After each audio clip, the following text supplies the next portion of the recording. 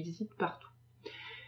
Et autre astuce qui est très bien avec cette fonctionnalité des cartes de visite, c'est une fois que vous allez avoir ces cartes de visite stockées dans votre Evernote, si vous recherchez la carte de visite depuis votre smartphone, vous allez avoir la possibilité de composer le numéro de téléphone directement depuis l'application, puisqu'en fait vous allez cliquer sur le numéro de téléphone et puis la communication va se lancer. Idem pour le mail, vous allez avoir le mail, vous allez pouvoir écrire directement.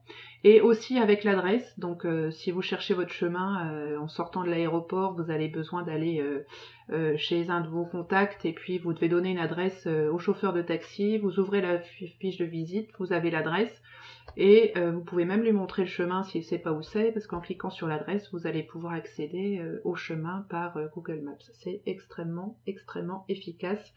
Je l'ai testé un nombre incalculable de fois et ça fonctionne extrêmement bien.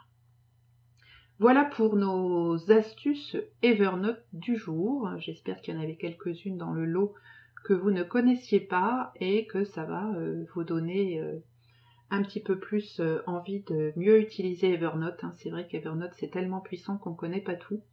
Et tous les jours on peut découvrir de nouvelles fonctionnalités de cette magnifique application. Seconde partie de notre podcast, donc rester calme et gérer la colère. Donc on change un petit peu de domaine. Alors on peut se l'avouer, on arrive tous dans des situations où notre patience est vraiment à bout. Comme on dit, on a la moutarde qui monte au nez et puis si on n'y prend pas garde, le fusible saute, la colère se déverse et alors gare à celui qui va être sur notre chemin. Et pourtant, on sait tous que la colère, ça peut avoir des conséquences extrêmement graves, notamment si on a une colère qui a tendance à être violente, mais ça peut nous faire aussi dire des choses qui vont largement dépasser notre pensée, ruiner notre carrière, nos relations amicales ou professionnelles ou familiales. Donc on a tout intérêt à apprendre à faire baisser la pression, afin d'éviter de se retrouver donc dans des situations délicates et surtout des situations qui risquent de s'envenimer. Donc il existe un certain nombre de techniques pour se calmer, pour laisser couler comme on dit, et apprendre à gérer cette émotion qu'est la colère. Alors là je dis bien apprendre à gérer cette émotion puisque contrairement aux idées reçues, on ne peut pas supprimer les émotions, comme on ne peut pas créer une émotion. J'étais récemment encore dans un séminaire où un auteur qui a beaucoup écrit sur les émotions, qui s'appelle Christophe Deval, et qui a écrit un livre excellent, qui a coécrit un livre excellent qui s'appelle « Vous avez tout pour réussir ». Dans ce livre, il parle énormément de la gestion des émotions, et quand il passe en conférence et qu'il explique un peu la démarche, il fait un exercice extrêmement simple mais qui est très parlant. Il nous dit voilà, regardez la personne qui est à côté de vous et puis maintenant vous allez tomber éperdument amoureux d'elle. Alors évidemment tout le monde rigole, puisque c'est assez rare qu'on puisse tomber comme ça instantanément amoureux de la personne à la côté de laquelle on se trouve. Et pourtant, c'est ce qu'on se demande tous les jours de faire. On demande tous les jours aux gens, notamment dans le cadre du travail, d'éviter les émotions. On dit tu es trop émotive, il faut changer ça, il ne faut pas laisser parler ses émotions, il faut rester flat. Donc on ne peut pas supprimer les émotions, on peut apprendre à les gérer, à les identifier. Et la colère en fait partie, et donc on va voir ici quelques petites astuces. Le but étant effectivement de canaliser cette émotion et en aucun cas de la faire disparaître, nous ne sommes pas des machines. Alors la première chose à faire, et qui est immédiate, vous sentez que la tension elle monte, là ça commence à picoter, ça devient difficile de se contenir. Il faut vraiment faire une pause et prendre une profonde respiration. C'est vraiment une mesure d'urgence. Respirez à fond. Surtout ne pas réagir à chaud, alors que ce soit verbalement, si on a une personne en face de soi qui nous met en colère, encore moins si on a reçu un email qui nous fait sortir de nos gonds et qu'on répond bien à chaud, là, et qu'on en crache un peu notre venin, là, c'est pire que tout, parce qu'en plus là ça laisse vraiment des traces, et on pourrait vraiment le regretter. Donc fermez juste les yeux, comptez jusqu'à 10, en respirant à fond, ça permet déjà de faire descendre vraiment la tension. J'ai trouvé une autre technique sur internet qui est proposée par un psychologue qui s'appelle Carlos Cotto. Lui, il parle d'une technique qu'il appelle le 4x4. Donc il faut respirer pendant 4 secondes, retenir son souffle pendant 4 secondes et expirer lentement pendant 4 secondes. Et on répète cette technique jusqu'à ce qu'on se sente plus calme pour réagir. Donc si vraiment on est dans une situation en face à face avec quelqu'un et que ça monte, il ne faut pas hésiter à quitter la pièce, se tourner vers une fenêtre, et puis prendre profonde respiration, ou dire je dois sortir, vous ruer aux toilettes s'il le faut. C'est pas fuir, c'est éviter le pire. Donc il faut vraiment prendre un petit peu de recul, et ça permettra d'ailleurs aussi à l'interlocuteur, lui aussi, de redescendre en température. Donc voilà, on fait une pause, on prend une profonde méditation. Si vous êtes habitué à méditer, pareil, vous faites des profondes inspirations en se concentrant sur votre respiration. Et progressivement, donc vous allez vous détendre et calmer votre esprit. Donc ça, c'est la première étape. Ensuite, prendre du recul et se poser les bonnes questions. Alors, on ne peut pas forcément le faire en instantané quand on a la personne en face de soi, mais si on a la présence d'esprit de se dire on reparlera de ça plus tard et de partir fulminer dans son bureau, voilà. Donc on peut déjà commencer à se poser quelques questions et à évaluer la situation avec des questions. Est-ce que c'est vraiment de votre ressort d'essayer de contrôler cette situation ? Rappelez-vous un des préceptes d'Épictète dont on a parlé il y a 2 épisodes de ça, que je vais vous relire, par rapport aux perceptions des situations. Donc il y avait un de ces préceptes qui disait, donc, dès qu'une image viendra te troubler l'esprit, pense à te dire, tu n'es qu'image et non la réalité dont tu as l'apparence. Puis examine-la et soumets-la à l'épreuve des lois qui règlent ta vie. Avant tout, vois si cette réalité dépend de nous ou n'en dépend pas. Et si elle ne dépend pas de nous, sois prête à dire, cela ne me regarde pas. Si vous vous rappelez un peu Épictète, tout ce qui est de notre ressort, on peut essayer d'agir dessus, ce qui n'est pas de notre ressort, on perd notre temps, il faut vraiment laisser tomber. Donc voilà, c'est une des premières questions à se poser, est-ce que c'est sous notre contrôle, ou bien c'est une situation qui nous échappe et sur laquelle de toute façon on ne pourra rien changer, nous, immédiatement là comme ça, donc ça sert à rien de se battre contre des moulins à vent. Autre question, est-ce qu'on est sûr de ne pas interpréter la situation sous un angle erroné ? Est-ce qu'on a vraiment toutes les données pour interpréter cette situation ? Est-ce que c'est une question qui est réellement si importante ? Et si c'est important, et si on estime tout de suite que c'est important, on peut se demander, est-ce que demain ce sera toujours aussi important ? Est-ce que dans une semaine ou dans un an, ce sera toujours aussi important ? On peut aussi penser à la perception des autres, que les autres peuvent avoir de notre colère. Est-ce qu'on est tout rouge, transpirant ? Est-ce qu'on s'agite dans tous les sens en faisant des grands gestes ? Enfin, vraiment la personne qui a totalement perdu son contrôle. Et se demander, est-ce que j'aurais envie de travailler avec quelqu'un comme ça ? Et certainement pas, c'est pas l'image qu'on veut donner à son équipe, à son client ou autre. On peut pas se permettre d'être comme ça donne pas envie en tout cas. Et donc ces petites questions, ça va nous permettre de sortir un peu de la zone émotionnelle et puis d'aller dans la zone de réflexion de notre cerveau et de faire ainsi descendre la tension. Et c'est très efficace pour la plupart d'entre nous. Troisième point, se confirmer à soi-même, c'est-à-dire se parler à soi-même et se dire qu'on veut rester productif et calme et on se concentre sur cette idée.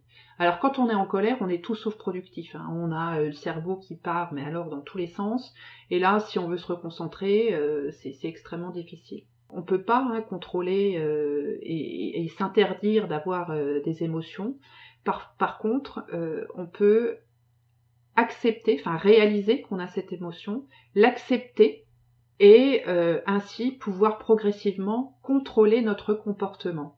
On ne peut pas contrôler les actions des autres personnes qui nous ont mis dans un état pas possible, par contre on peut contrôler notre comportement. On va refocaliser son attention sur les choses qu'on veut faire là dans la prochaine heure, dans les prochains jours, et se déclarer que l'on veut absolument se concentrer sur ces choses et pas sur la situation qui vient de nous mettre en colère. On va donc divertir entre guillemets notre esprit de ces pensées qui nous ont cette chose qui nous a contrariés, qui nous met en colère, pour progressivement apporter notre attention sur des choses qui sont beaucoup plus joyeuses. Et donc cette technique de diversion est extrêmement efficace. Alors choisissez, je sais pas moi, pensez à un week-end que vous allez passer en famille, à un projet qui vous tient à cœur, mettez une petite musique qui vous rend de bonne humeur, enfin tout ce qui va vous permettre de divertir hein, votre cerveau et puis va vous permettre de quitter cette émotion négative petit à petit. Quatrième étape, ou quatrième astuce en tout cas, c'est de mettre un mot ou deux sur son émotion. Alors c'est une autre façon hein, de surmonter les émotions négatives. Si vous vous rappelez le podcast sur la méditation, je vous ai parlé d'identifier les émotions, de les nommer et de ne surtout pas faire comme si elles n'existaient pas. Donc quand on les identifie comme ça et qu'on la voit et qu'on se dit « Ah, je te vois bien, toi, je sens bien ma colère, je sais que tu es là », tout de suite, ça en réduit l'impact. Parce que quand on veut refouler une colère, hein, c'est comme quand on veut refouler un mauvais souvenir ou autre chose, plus on essaye de refouler et plus ça revient. Et c'est exactement pareil pour les émotions et ça va être exactement pareil pour la colère. On ne peut pas faire comme si elle n'existait pas. Elle est bien là, cette colère, on la voit, on sait qu'elle est là, sauf qu'on a le droit de refuser qu'elle nous empoisonne la vie. Et donc, essayer de réprimer une émotion négative ou cette colère, déjà, on vient de voir, ça ne fonctionne pas, mais surtout, ça peut se retourner contre nous. Hein. À l'extérieur, on peut donner à nouveau l'expression que tout va bien, et puis en soi, hein, c'est l'anarchie. Et c'est pas pour rien qu'on parle souvent du feu de la colère. Parce qu'en tentant de masquer cette colère, on laisse ce feu en nous, et un feu, ça brûle. Et ça brûle doucement à l'intérieur de nous. Et c'est quand même, on sait maintenant qu'il y a tout un tas de maladies qui proviennent d'émotions négatives qu'on a tenté d'enfuir. Hein. On va avoir de la tension, on va avoir des maux d'estomac, voire des ulcères, on va avoir mal au ventre, voire des migraines. Enfin, bref, il y a tout un tas de choses, de maladies plus ou moins graves, de maux plus ou moins graves, qui peuvent découler de sentiments, d'émotions qu'on a tenté de masquer. Donc c'est pas la bonne solution, il faut vraiment les identifier, les nommer. Dans notre cas, est-ce que c'est de l'énervement, est-ce que ça vient de la frustration, de la tristesse?